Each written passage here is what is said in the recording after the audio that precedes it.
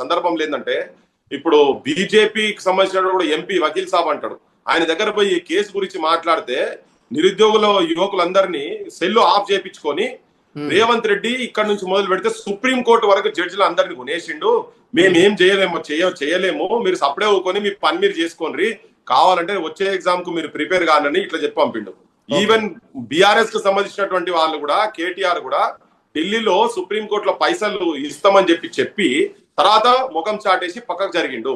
So వీళ్ళందరూ కలిసి చేసినటువంటి డ్రామాలో మాకు కూడా ఏంటంటారు, నిజంగా ఈ జడ్జిమెంట్ ఇట్లా వస్తుందా, అసలు ఏంది నిజంగా కూడా వీళ్ళు మేనేజ్ చేస్తున్నా, కానీ అయినా కానీ న్యాయానికి నిజంగా కూడా justice delayed is justice denied అని కాకుండా అట్లీస్ట్ తొందరగానే తీర్పు వచ్చింది.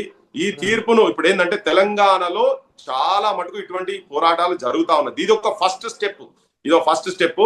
ఇది ఢిల్లీలో జీవో 29 సంబంధించింది కూడా. ఈవెన్ ఇంతకుముందు విఠల్ చెప్పినట్టుగానే ఎక్కడ కూడా కోర్టులు మీరు తప్పు ఇది అని చెప్పని ఎక్కడ చెప్పలేదు, కానీ దాన్ని తప్పుగా వర్ణించుకుంటూ ఇంకొకటి ఏంటంటే ఇక్కడ 5 మంది చనిపోయినరు. ఇప్పుడు ఈ 5 మందికి సావుకు ఎవరు బాధ్యత వహించాలి? బాధ్యత లేని ముఖ్యమంత్రి, ఆపోజిషన్ పార్టీలా?